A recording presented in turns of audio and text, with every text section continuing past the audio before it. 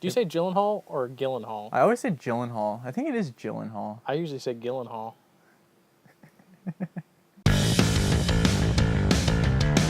Hey, Ben, you want to go see I, Frankenstein this weekend? I honestly don't know how to respond to that. So the movies we agreed to talk about today that we really like for being in like dark, investigative, kind of mystery-oriented movies are Prisoners and Zodiac, David Fincher's Zodiac, which we both really like. It's one of my favorite movies. It's also one of my favorite movies. All right, so which one should we get into first? Let's start with Prisoners? Yes. What's the first thing we should talk about? Let's talk about the opening scene of Prisoners. Okay. With the deer. Oh, yeah. And Hugh Jackman saying the Lord's Prayer. Yeah. Just before... Is it his son that shoots the deer? I'm pretty Yeah. sure it's his son that shoots the deer. Hugh Jackman finishes the Lord's Prayer and then... deer falls. So what do you think of that opening scene? How did that set you up for Prisoners? No, that was weird, actually. I wasn't expecting it to start like that. I was like, okay, so this movie's going to be about religion. Yeah. And I don't want to say, I was like, maybe murder? Maybe it's about murder and religion because they're, hunting and they shoot a deer. He's a very religious guy. He's always listening to like Christian radio in his truck, which is totally in direct contradiction of what he's doing later on in the movie, torturing, what was his name? What's the actor's name? Paul Dano's character. Yeah, Paul Dano's character. And then, of course, the first dialogue scene with Hugh Jackman, he's talking to his son about how you can't trust anybody and you got to look out for yourself, right? He's like, because someday it's going to all collapse. And when it does, the only person who's going to be looking out for you is yourself. Mm-hmm. Which is in total contradiction to like Christian philosophy, which is like help everybody. Yeah. Don't just worry about yourself. If you help other people, they'll help you in return, right? True. And he's just like a huge contradictory hypocrite. Yeah. And which goes to the extreme when he's literally torturing someone. Alex.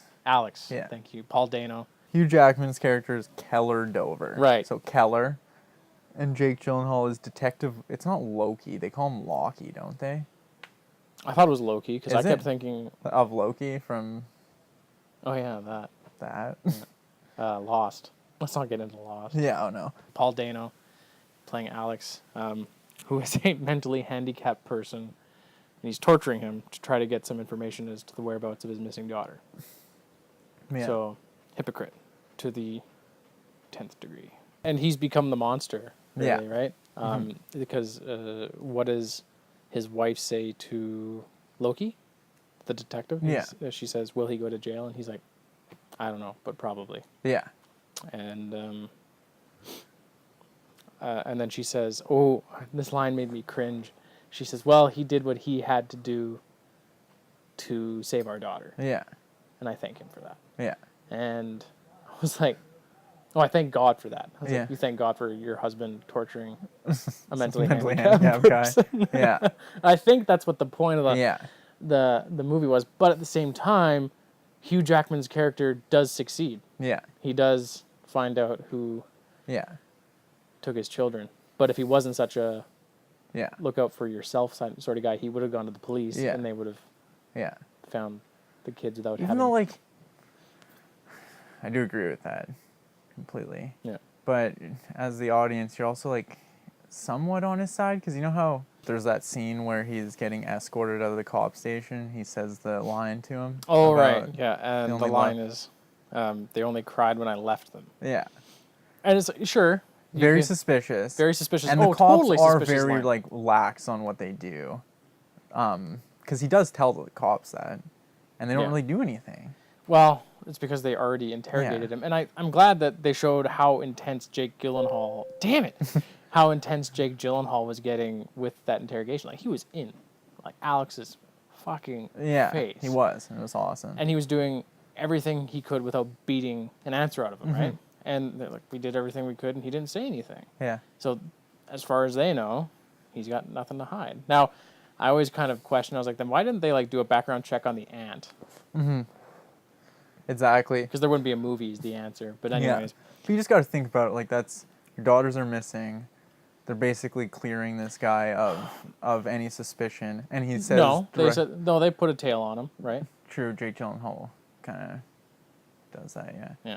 But, you know, but he's just sitting at home and he knows this guy said this line to him. I think the reason he wasn't saying anything was he was more scared of his aunt. That's exactly the reason. But when you're watching the movie, I was thinking that, sure, that's a very incriminating line.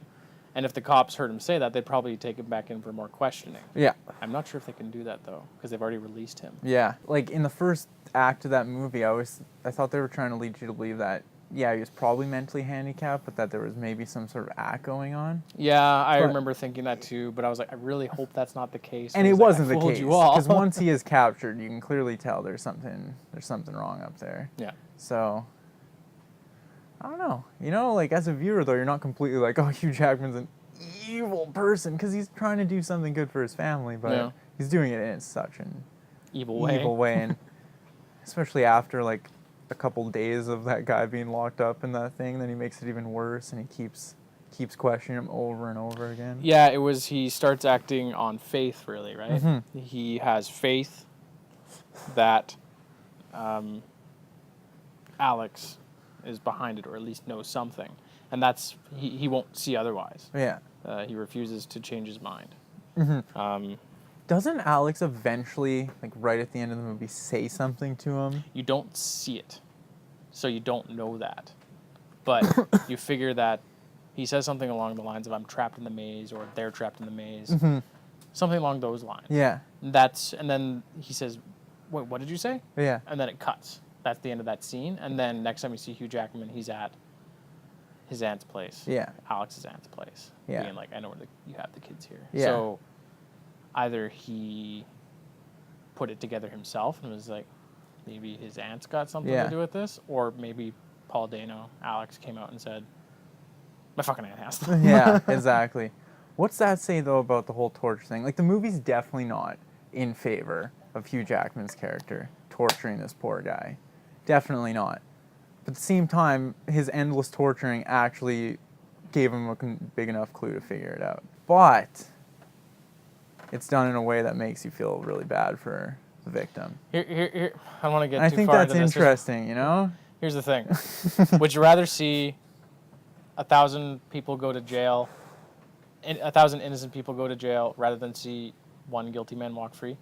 But it is interesting. I think the movie would have even nailed that into the ground more if he tortures Alex to death, and it turns out that he had nothing to do with it. Yeah, it's I agree. Something that was in plain sight that he didn't even realize. You're totally right. You know? But they didn't do that. There's too much gray area in there. Yeah. Like, Alex kind of knew, but to say that he was fully aware of his actions is another thing. And was this really the way of going about it? Yeah. Like, you might have just been able to be like, hey, you want to go for pizza lunch? And you might have told you this Well, stuff. that's the thing. But Jake Gyllenhaal, he figures it out without any torture. That's true. And he figures it out within an hour? Yeah. An hour's time? Yeah. Without having to break anyone's teeth. And but he doesn't. Oh, he does. He kind of snaps on the guy who was the suspect that they took in, and he was like just drawing mazes. He was like an imitator, basically. He wasn't he following like the same like crimes or imitating crimes that someone else had done in the past, or some book that he read and stuff? But they find out that he had been kidnapped or something like that. Yeah. But he's kind of like grown out of it and is on his own now, but he's clearly mentally unstable. Yeah. Yeah. That was interesting, that whole plot point. Yes. With him. He was like stealing the clothes of them. Yeah. To, like, and he's stealing mannequins. To pretend that he was the one who did it. Yeah. But he was in The Dark Knight, right? Yeah, he was whose like henchman was he? And which one? One of the Joker's henchmen. In the Joker one, yeah. And then that's when Harvey Dent he interrogates him too. Oh yeah.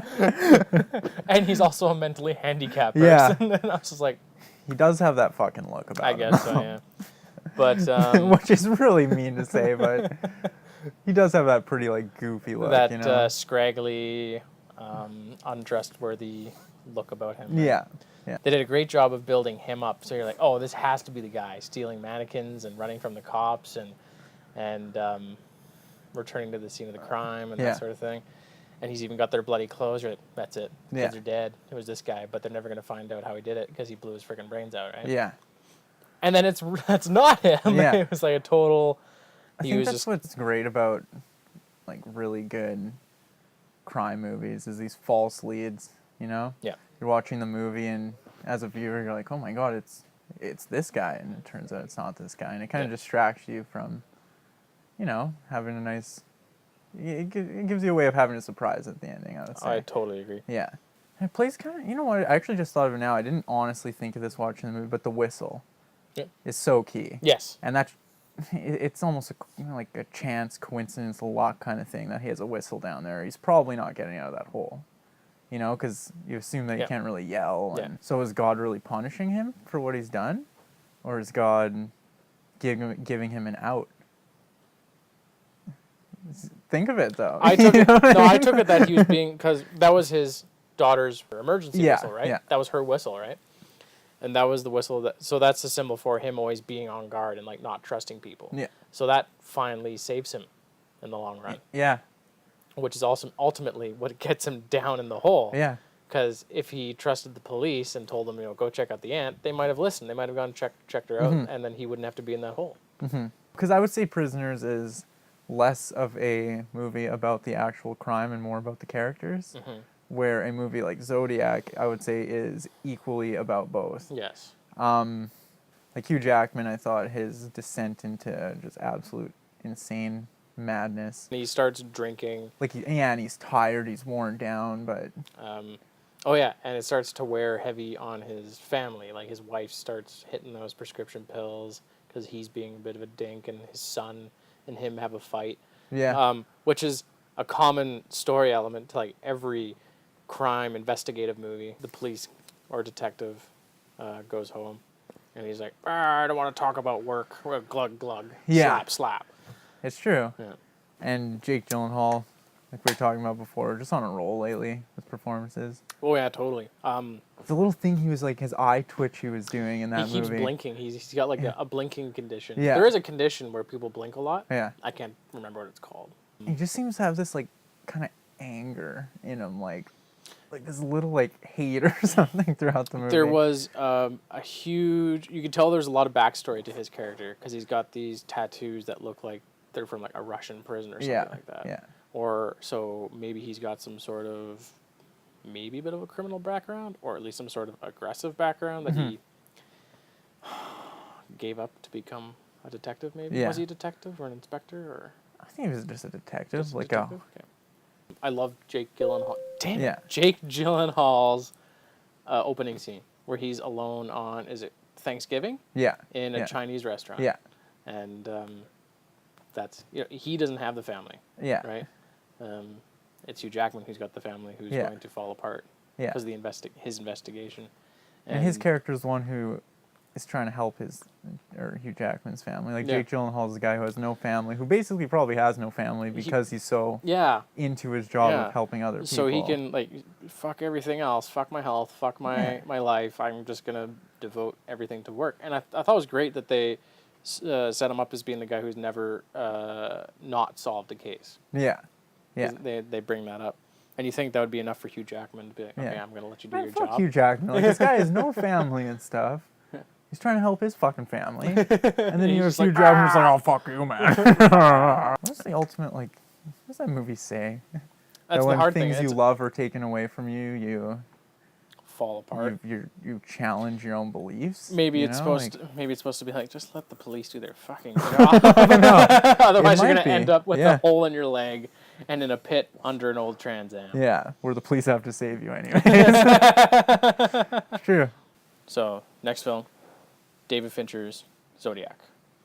Because that movie's amazing. It's all around amazing. It is. It's just all around. It's perfect. It's actually the perfect movie. I don't think there's such thing as a perfect movie. Well, there's a case. Fucking as perfect as you can get, really. I would say it's probably the best movie ever made on obsession. Good call. Yeah. Yeah, I never really looked at it that way. Zodiac 2, I would say, is a crime epic because it spans across such a long period of time. That's true. It's also in a way a period, not a period piece as in like 1800s, but it takes place in through the 60s through the late 70s, right? Yeah. Yeah. And the vehicles in it, the wardrobes and stuff people are production wearing, design, even the buildings, like everything, is authentic. Yeah. And they take time to do like time lapses of I can't remember the name of the building in San Francisco, but you see it being built over the course of a year. Then it's like a year later, sort of thing. Lots of nods to, the decade, like the music, the soundtrack. Yeah. Hurdy-gurdy. That movie. Excellent soundtrack. That movie, like, no, I can't listen to that song "Hurdy-gurdy" by Donovan anymore without thinking of that Zodiac. movie. It's true. Yeah. And obviously we weren't around during that time period where all this stuff was happening. Yeah. But when you're watching that movie, you feel it. You feel like you're almost in that time period. Yeah. But so having read the book and seen the movie, there's a painstaking amount of detail to be loyal to the actual mystery and the case, as well as keeping it interesting. Yeah. Oh man, it's one of those movies like you can know basically nothing about the Zodiac. Oh yeah. Killings in that period. Yeah. And by the end of that movie, you have solid, concrete facts about the murders. Yeah. The mystery. So, opening opens with a murder scene. Yeah. Amazing murder scene. As horrible as that is. Also, yeah. No, I agree. Yeah. It's not like you see like the silhouette of the man in his car, and he's like.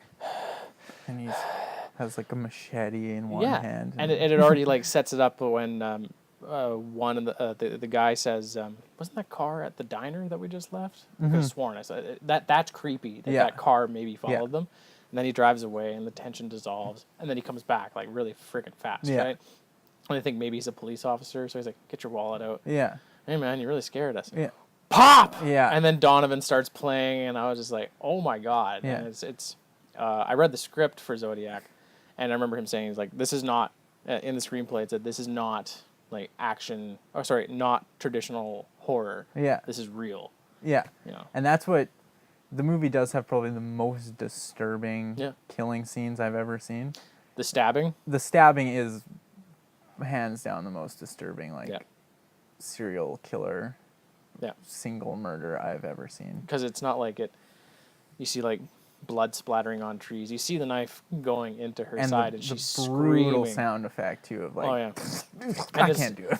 it's not like cut. It's like medium shots, and there's no escaping, right? Because he refuses to cut away from the stabbing. It was really very disturbing. Really well done. Yeah, and the characters too. It's not like they're stupid teenagers. Where they're like, let's go to the abandoned building. Yeah, exactly. They're just on it. It's haunted by a murder. It's like great characters. So Jake Gyllenhaal, damn it, Jake Gyllenhaal. He's like that super eager, not immature, but he's too innocent, right? Was it Paul Avery says to him, "Do you smoke?" And he's like, "Once." In high school. But that wasn't Paul Avery. That was like a chief or something like that at one of the other districts. Yeah. But do you smoke? Once in high school. He's like looking all scared, like he might get busted by the cops for smoking.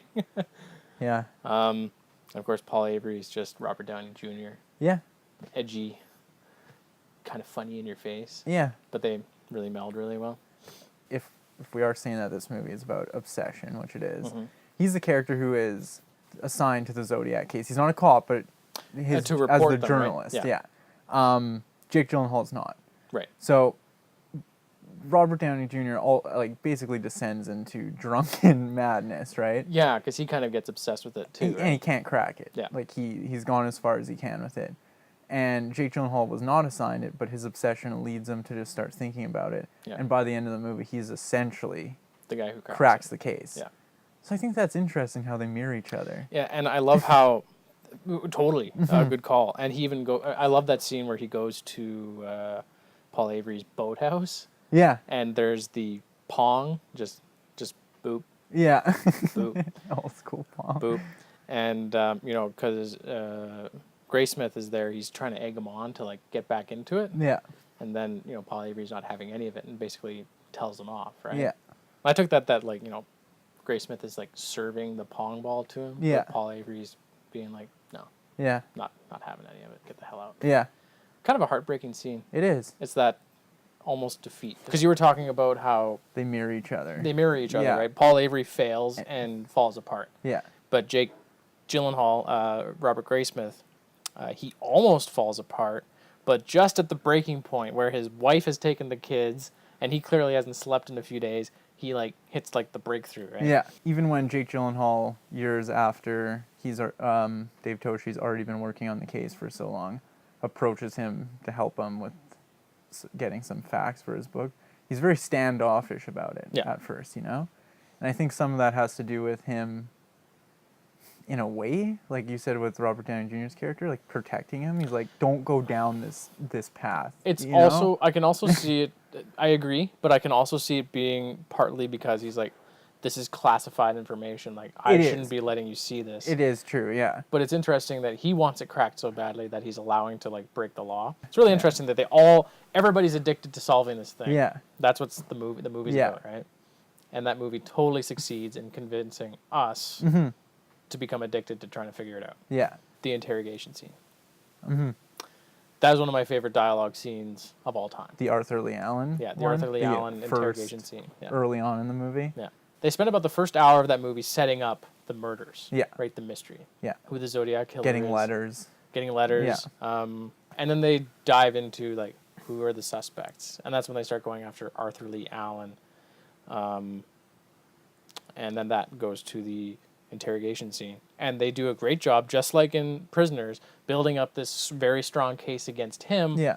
Which ultimately goes nowhere. The interrogation scene, I freaking love that scene, because that's a scene. Excellent. So much happens in that scene. Like the first beat of that scene for me is like when Arthur Lee Allen is like, I told all this to the other officer, and everybody goes, yeah, he's already been investigated by the guy who wasn't there. Yeah, right? yeah. But they still think he's like a prime suspect and he paints himself up to be a prime suspect. He's like, I love that book, The Most Dangerous Game, about killing people. Yeah. And about the bloody humans. Yeah, and the bloody knives in the back of my car, those were from a chicken that I slaughtered on the weekend.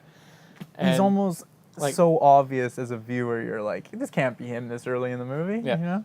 And the Zodiac watch, and like he's the right size foot. Yeah. And everything. Right stature. Yeah. Too. And then they're like, nope, not your guy. As a viewer, you suspect him still. Oh yeah, totally. Yeah. The characters in the movie still suspect him, but they have to drop him because there's not enough evidence. Yeah. Then the movie goes on to other suspects, and it's kind of like what we were talking about with Prisoners, how the best crime movies lead you in different directions. Then Robert Graysmith takes you down the route that it might be Rick Marshall.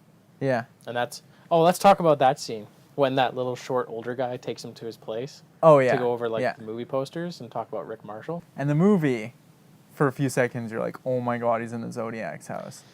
You know?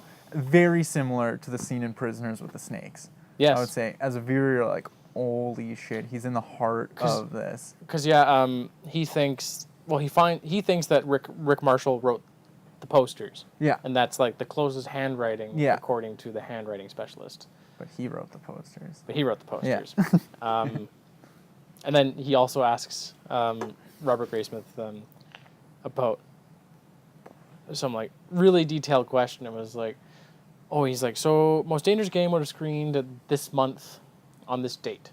So that's about 9 weeks before the first Zodiac letter, right? And Graysmith has to think for a second. He's like, yeah. Yeah. Like, why does this guy know so much about the case? And it's, again, false breadcrumbs to lead you down a false trail. I always took that scene to be like, he's trying to trick you, even though the majority of the evidence does not support this guy being the Zodiac. Yeah. And I also took it to be like Jake Gyllenhaal's character is like starting to get paranoid. He's getting paranoid because those breathing phone calls have become more frequent at this point in the movie too, right? Yeah. It was almost dirty how much David Fincher set up that guy's, I can't think of his name, that guy in the basement to be like a murderer. Yeah. He has a basement, and Robert Graysmith's like, not many people have basements in San Francisco. Yeah. And he's like, I do. It's true, he has locks to lock Robert Graysmith into the house. Who does that? Super. Well, I'm trying to think of like the practical use of having deadbolts on Yeah. the inside. I always thought this was really clever on David Fincher's part. If you pay attention, he's clearly using like different voices for the murderer. Yeah. And during the car scene where he like undoes the lug nuts on that woman's car so it wipes out and he has to drive her around. Yeah. I think his voice changes in that scene. It goes from one voice actor to the guy who actually plays Arthur Lee Allen. You can tell that that's his voice. And when he shoots the cabbie, that's like just some stuntman that didn't have anything, or maybe it was just an extra, whatever you want to call it. But it wasn't any of the actors any of the other actors. He was trying to throw you off the scent as to how big he is and what he looks like or sounds like. Also, one of the first big budget movies to be shot on the Red One. I was going to actually throw that out there, Yeah, and it looks great. It looks great. I love the look of Zodiac. Totally. I remember reading I can't think of the DP's name, but he was saying that the way he likes to light a scene is he'll look in the location that they're in and be like, okay, where are the lights normally in this location? Yeah. And that's how he'll light them. He won't try to he wants it to feel real, very natural feeling. That's a good way of lighting, I think. Yeah. So that's why there aren't like, you'll watch that movie and there won't be like hot accents. There won't be like backlit like very often. Hard light coming from behind Yeah, them there won't be like crazy shadows. It's all soft and like there's and when they're outside at night, it's pretty dark. Oh yeah, it feels like it's very dark. Yeah, it's not like it's shot day for night or it's like it's very for some blue reason, or it's really real. lit. Yeah. Oh, that's interesting actually. And great use of special effects because there are moments in that movie where you're looking at like green screen backdrops and you would never guess. Yeah.